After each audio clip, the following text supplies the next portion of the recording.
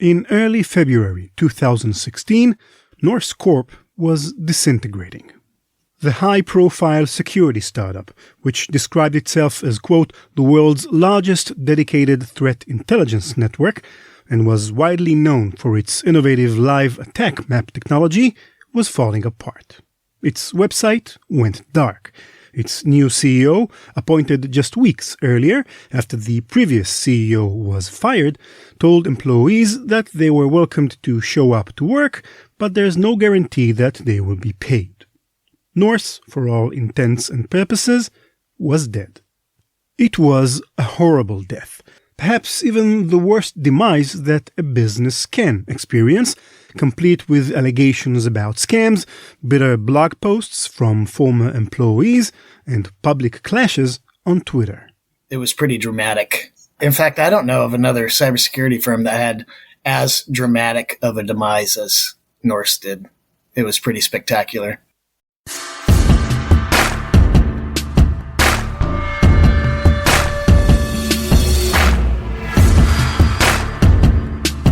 Hi, I'm Ran Levy. Welcome to Cyberism's Malicious Life.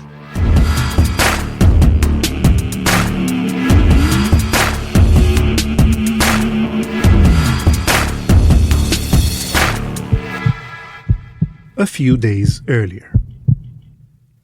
On February 1st, 2016, Brian Krebs published in his uber-popular blog, KrebsOnSecurity.com, an article with the headline, Sources, Security Firm Norse Corp Imploding. In his article, Krebs reported that Norse's CEO and co-founder, Sam Glines, was asked to step down by the company's board of directors. Krebs then goes on to voice accusations from former employees of the company, such as Mary Landsman, a data scientist who joined Norse in 2014. Quote, I realized that, oh crap, I think this is a scam, Landsman said.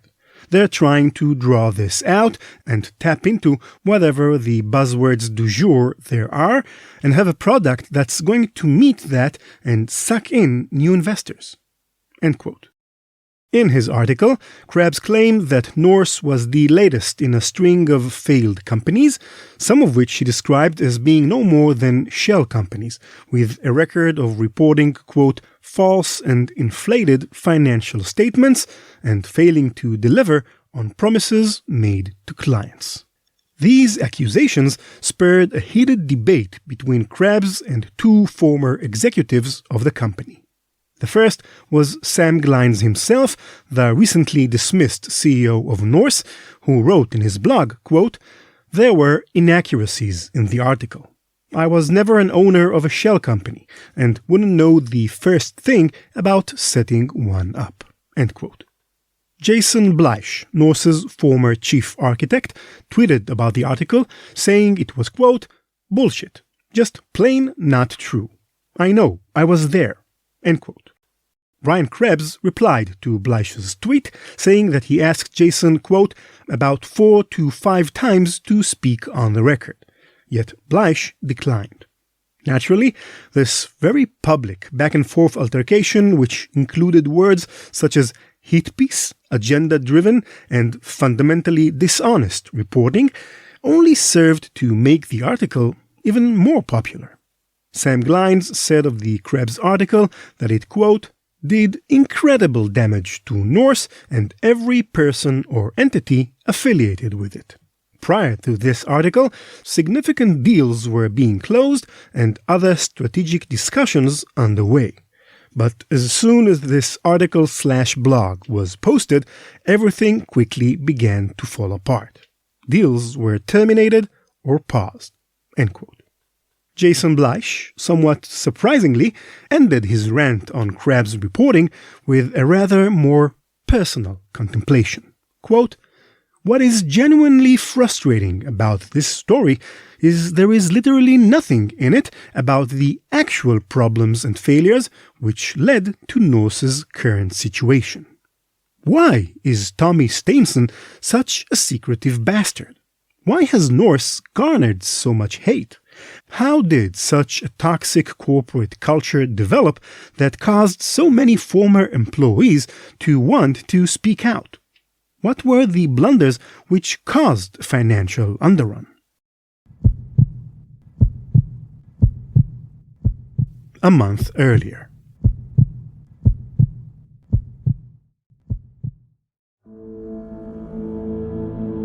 Norse was in deep trouble. Outwardly, the company kept the appearance of a successful cybersecurity business, but in reality, it was falling apart. The company was still not making any money, even more than 5 years after it was founded, and the funds from earlier investments, including a $12 million investment made only a few months earlier by KPMG, a multinational accounting firm, were almost all gone. Quote, Norse was in the latter half of 2015 running at an aggressive monthly burn to put out groundbreaking product and capabilities, wrote Sam Glimes. Unfortunately, we were building ahead of very near-term revenue. This, coupled with lesser than expected sales in the second half of 2015 and the delay in our planned Series B financing, led to the perfect financial storm that drove the need to cut back our workforce. And I take full responsibility for these mistakes. End quote. Howard Bain, Norse's newly installed CEO, confirmed to Brian Krebs that the company did lay off about 30% of its workforce. Quote, the last few weeks have been what Mr. Bain described as a perfect storm, which included the sales miss, scuttled investment, large-scale layoffs, a management change, and so-called DNS attack by hackers that knocked its website and attack map offline and brought down its internal email system for about a week. With no money in its coffers and no prospect of new investments, Norse was facing the worst crisis in its short history. And it was then, right when the company was down on its knees, that Brian Krebs decided to publish his investigative piece and gave Norse its coup de grace.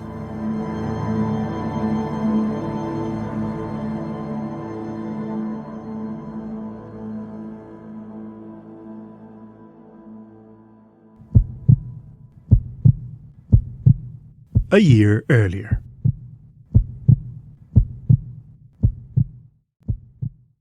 I joined Norse in 2014, left in 2015, so I was there just a little bit over a year. I was the director of corporate communications there, so basically handling PR, blog, social media, media relations, stuff like that.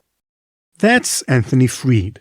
If the name sounds familiar, that's because we had Anthony as a guest before in an episode we did about a mysterious hacker known as the Jester. Plus, he was, until recently, Cybereason's Senior Director of Global Communications. So when I was first hired by Norse, that was my first project. And for about 6 months, we were working on this report, brought in a friend. He and I were doing all the background research around Iran and kind of putting together the context and stuff. The report Anthony is referring to was called Pistachio Harvest. It discussed Iran's cyber attack infrastructure and was published jointly by Norse and the American Enterprise Institute, or AEI. Which is pretty notoriously right-wing think tank that was very much in support of a very aggressive approach to containing Iranian threats, both cyber, nuclear, and their influence in the region. What did Norse have to do with Iran?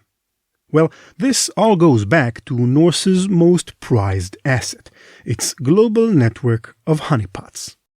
Norse was founded by a technologist who came out of the telecoms industry, who I guess famously built out Norway's telecommunications systems and worked with a few other companies. This technologist is Tommy Styson, who together with Sam Glimes founded Norse in 2011. Previously, he was the Director of Research and Development at Combitel Networks AS, which is a telecommunications company based in Norway, where Steinsen was born. So basically the premise behind Norse was it had a status as basically like a tier 1 telecoms provider. So it was on the backbone as far as the worldwide net was concerned. The idea behind it was they would spin up all these emulations. Norse was a giant honeypot. So basically they had hundreds of implementations that to an attacker might look like a network for a big bank or a hospital or other high value target. And they set up these emulations all over the world. According to the founder, he was even able to get access to put sensors in places that were highly restricted and tough to get into, like Iran and China. Norse's honeypots were installed in 47 countries, including, as Anthony Freed noted, some countries which traditionally offer little visibility into their networks. These honeypots served as traps, dressed up as lucrative targets in order to lure attackers, and reportedly collected a whopping 140 terabytes of internet traffic data each day. The Pistachio Harvest Report aimed to prove that Iranian companies were renting and buying IT resources in the US and other Western countries, and that some of these resources were being used to conduct cyber attacks on America and its allies, such as against sensitive industrial control systems. But as Anthony recalls, when he tried to get his hands on some of this data as part of his work on the Pistachio Harvest Report, he couldn't get any. And we were being fed information about what the Norse data for the report was going to be. We were never actually given the data itself. So we're kind of working off of notes saying, well, this is what the team is finding. This is what we're going to give you.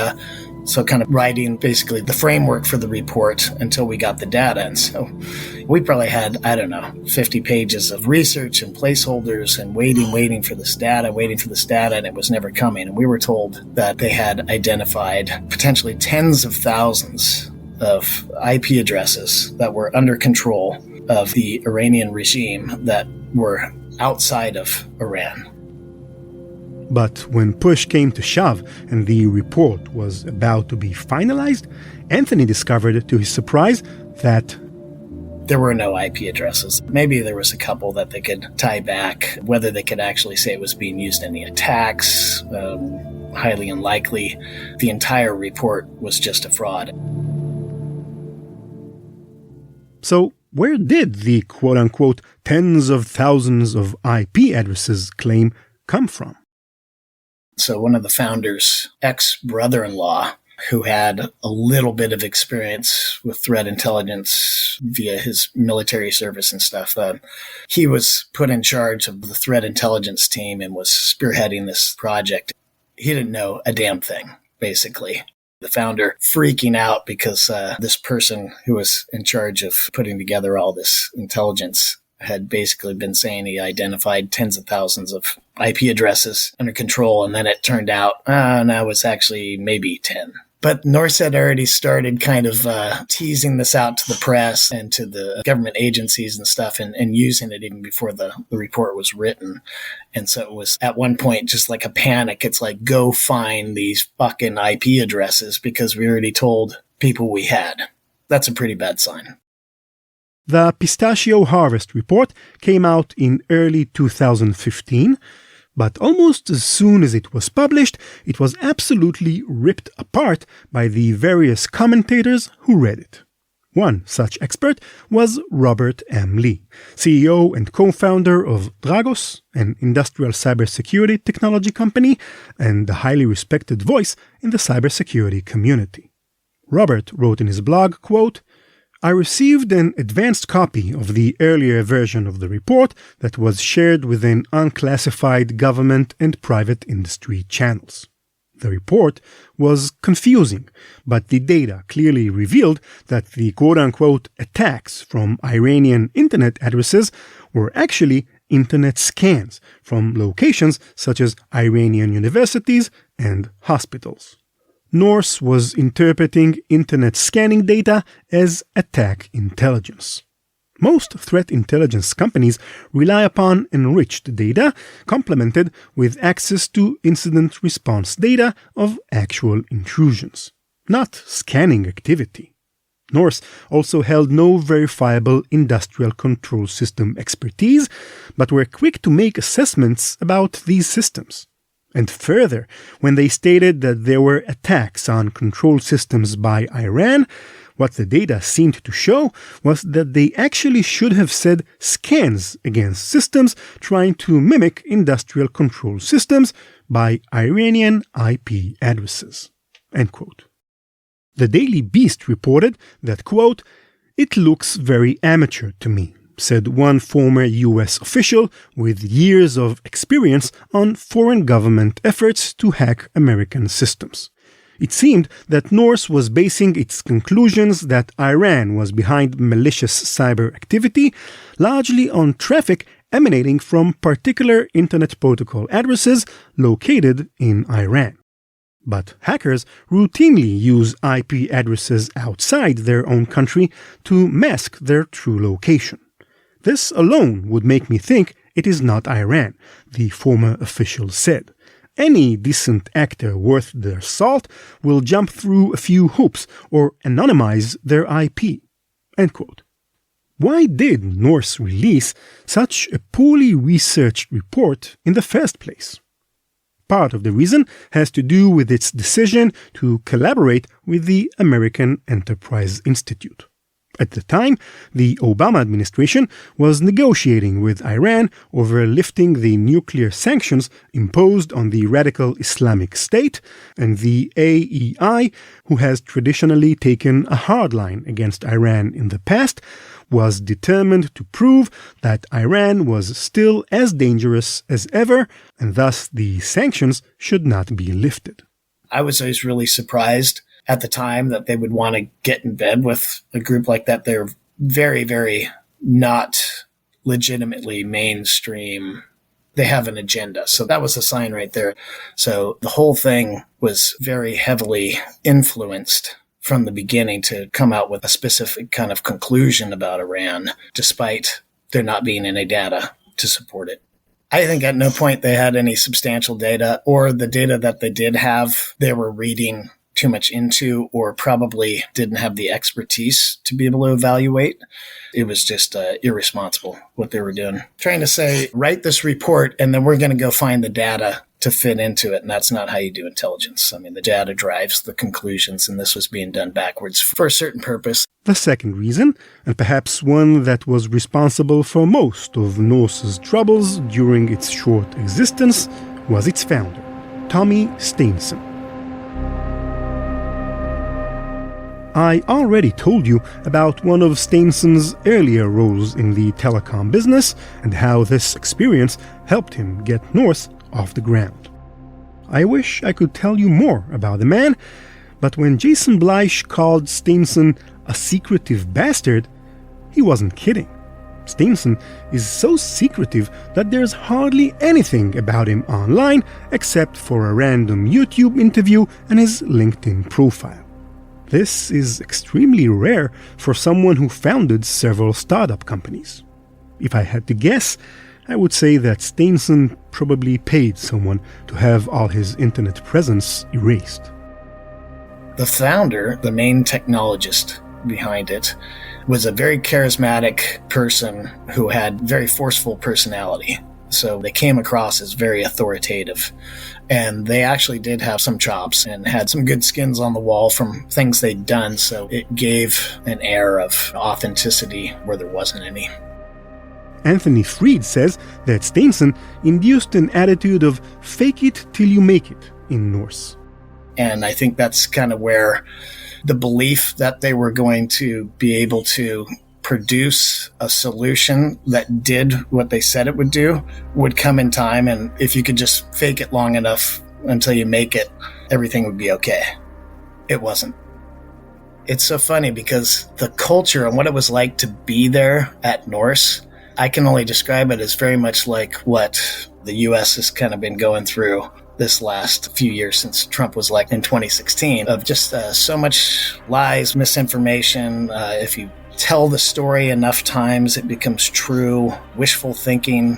And once the criticism about the report started being heard, what was the response?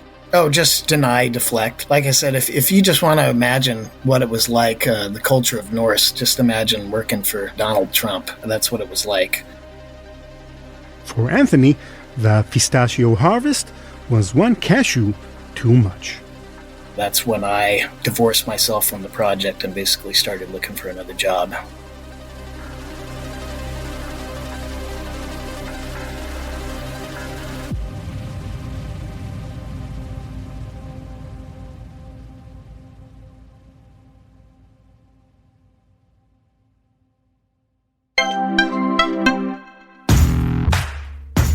The best strategy for organizations to avoid becoming a victim of ransomware is to prevent the attack from being successful in the first place.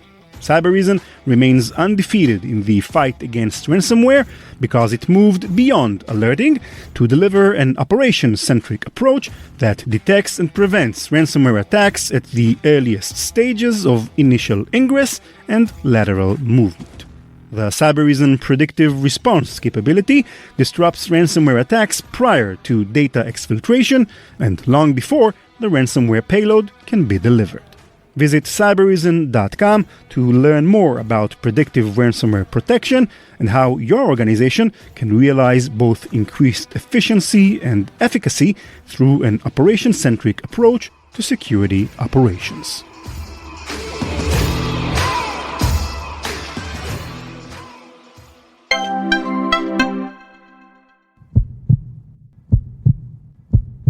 One and a half years earlier.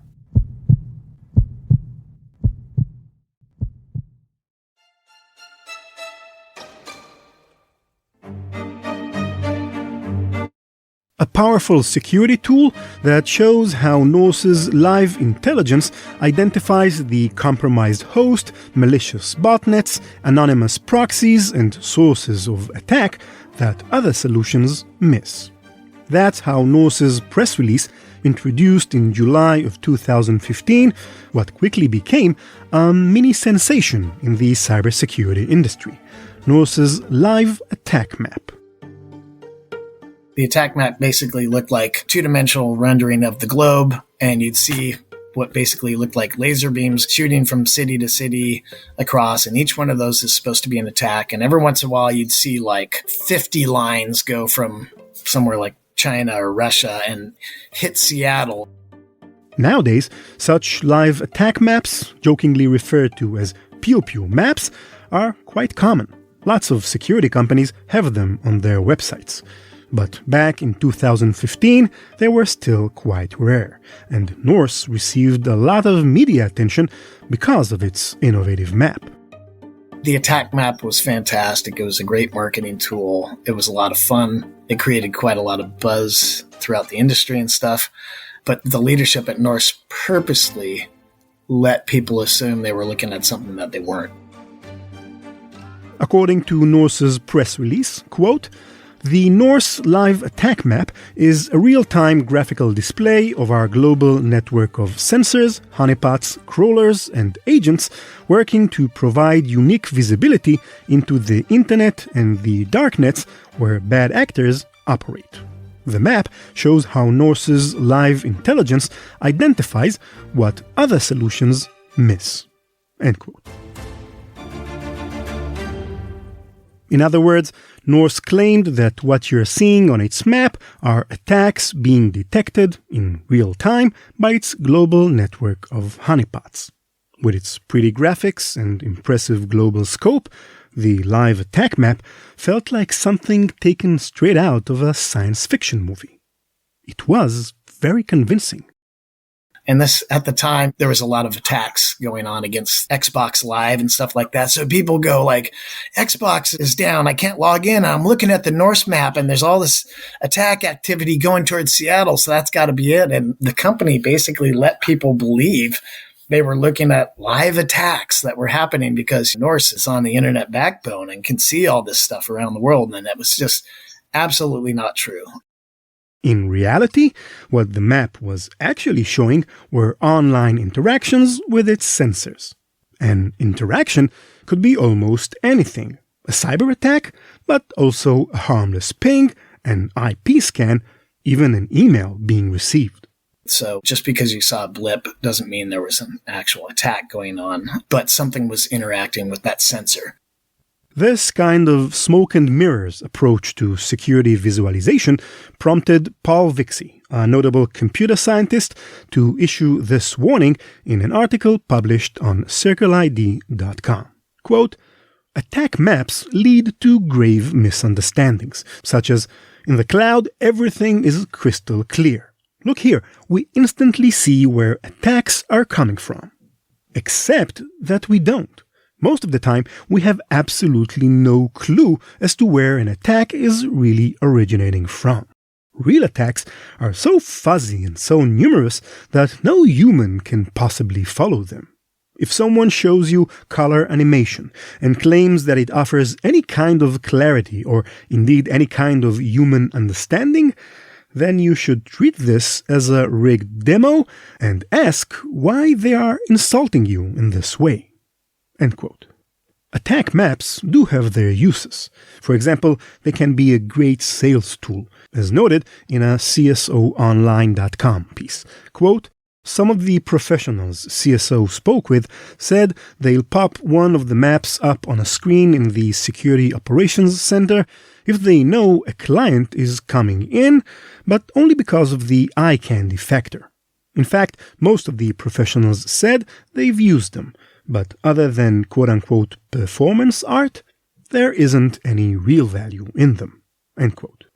What most, if not all, attack maps are showing are simply pre-recorded attacks or a playback of packet captures by various sensors. So why did Norse's executives decide to pretend as if their map is showing something it wasn't?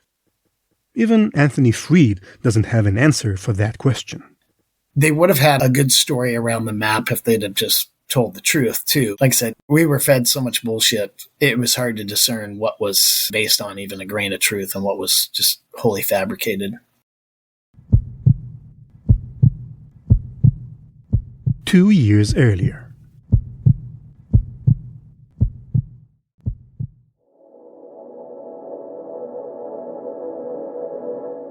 On November 24th, 2014, a hacker group calling itself Guardians of Peace broke into Sony Pictures Entertainment Network.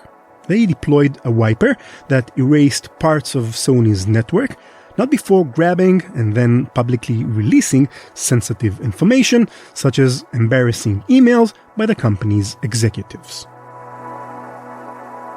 An investigation by the FBI and the NSA concluded that North Korea was behind the breach, possibly in retaliation for Sony's plans to release a comedy called The Interview that made fun of North Korean leader Kim Jong-un.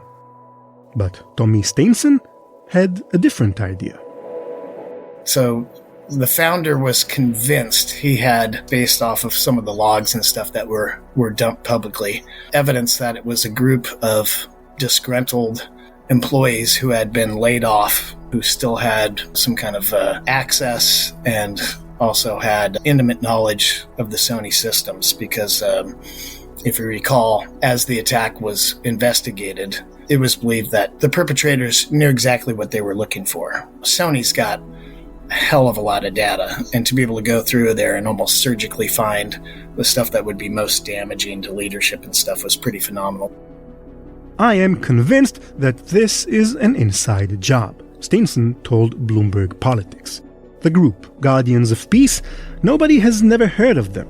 I cannot find a drop of information on them. I would say if we can't say anything on them, they don't exist, and they're certainly not tied to any particular government." Steenson was so convinced he was right and the NSA and FBI were wrong that he sent Norse's senior vice president of marketing to repeat these claims on CBS's 60 Minutes.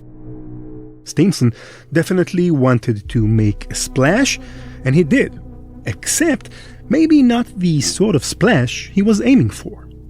Everybody that was pinging me on the back end, friends and stuff, were just like, what is going on at Norse?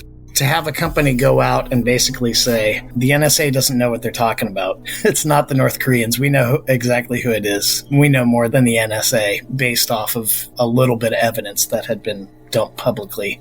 It was insane. At that point, I don't know if it was fabrication or just hubris or just an inability to take data and actually convert it to intelligence, but it was a spectacular flail to go on 60 Minutes and try to push back against the NSA. And we had many conversations with the government and stuff, and they pushed back on us hard. And I was really surprised that they went forward with that argument publicly. And as usual, when reporters and commentators asked Norse for proof for their claims, there was none. As Anthony Freed wrote in a comment to Brian Krebs' article, quote, "When the time came to pony up the evidence, the CTO and CEO, that's Steenson and Glines, turned tail and left the SVP of marketing and the rest of the team dangling in the wind, looking like overzealous fools peddling snake oil. This was completely unfair and beyond irksome." End quote.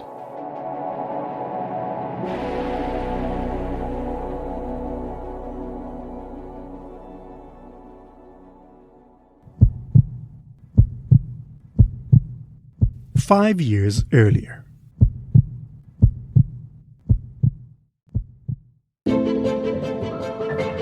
It's August of 2011, and two entrepreneurs have just secured $50,000 in seed money from their first investor, Capital Innovators, for their new company, Norse.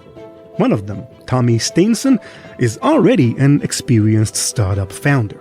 His first company, Pluto Communications, developed advanced billing systems for the telecommunications industry. Pluto was acquired in 2004 by Psycho.net, who changed its name to Nexicon and pivoted the business towards anti-piracy technology.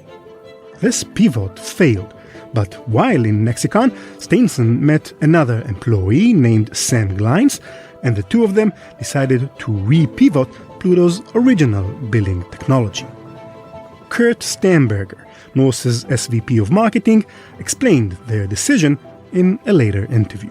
Quote, "The company really started off as servicing payment providers, and in the process of doing that work, we found that the actual intelligence that we were gathering from the sensors that we were deploying in doing that function was actually more valuable than the software that we were originally selling. So the company took a hard turn into threat intelligence, and we now have the world's largest privately owned dedicated threat intelligence network." End quote. A year later, Norse secured another $3.5 million and then $10 million more. What did Tommy and Sam do with this money? Well, part of it went to the development of their biggest asset, a worldwide network of honeypots. But a good deal of the money was spent on lavish, glittering parties, daily catered meals in the office, and a bunch of shiny sports cars with the new company's logo. Some critics pondered aloud if throwing parties and buying expensive cars isn't a reckless use of Norse's investment money. But the company's founders deflected the criticism, saying that this kind of show-off is absolutely necessary in order to convince more engineers to join the budding startup. If any of Norse's investors questioned these financial decisions, they probably learned about Steenson's entrepreneurial philosophy of fake it till you make it. It's not an uncommon philosophy. The great Muhammad Ali famously said that, quote, "To be a great champion, you must believe you are the best. If you're not, pretend you are," end quote. Even Bill Gates is well known for this kind of attitude, like when he and Paul Allen, Microsoft's co-founder, wooed Altair, a leading computer manufacturer in the 1970s, by saying that they have a new programming language that could run on Altair's machines, when in reality, they had nothing. Obviously, there's a fine gray line between faking it till you make it and simply telling a lie. But it's a harmless lie, isn't it? And anyway, Steenson is an experienced entrepreneur with deep connections in the telecom industry. Pretty soon, the lying and deceiving will stop, and Norse will become a global leader in threat intelligence. Right? Yeah, everything will be okay. I mean, what could possibly go wrong?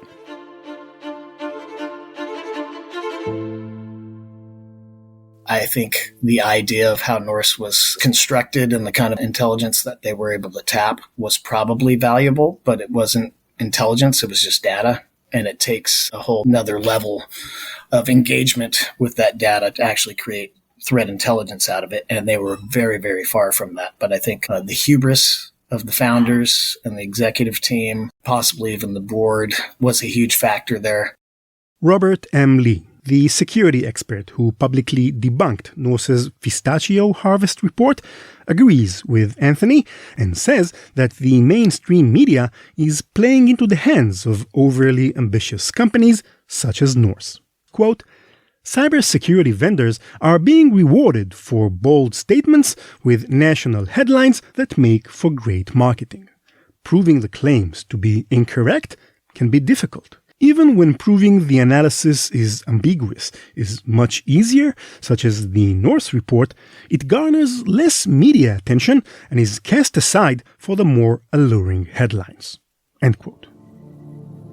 Anthony Fried thinks that Norse's problem went even deeper than simply confusing data with intelligence. The idea that expertise in one discipline can automatically transfer to another discipline just because the basic components that you're working at are similar. And that's basically what the founder of Norse believed, that, oh, I know telecom inside and out, so the security shit's going to be really easy. Did Steenson learn a lesson from Norse's failure? As he doesn't like to be interviewed, we can't know for sure. But one thing seems certain. He still thinks he can make it big in cybersecurity. In 2018, Steenson founded a new company called Red Torch, which markets spying and anti-spying tools and services for celebrity clients. Overall, for the cybersecurity community, I think it was just a great example of how not to do things, how not to build a company, how not to treat customers, treat the media, treat employees. Really, Norse is probably the case study in how not to create and operate a cybersecurity company.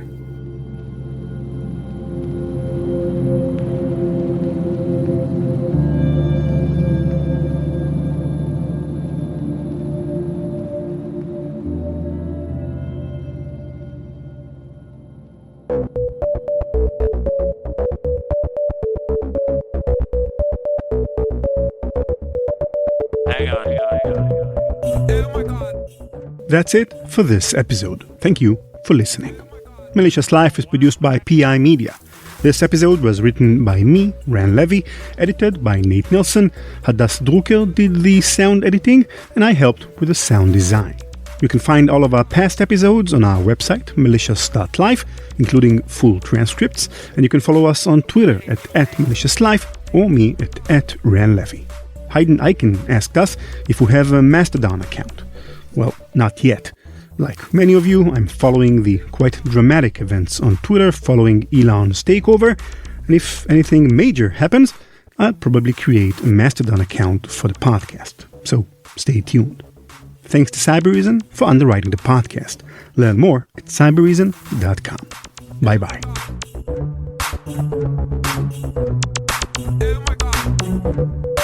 CK Music.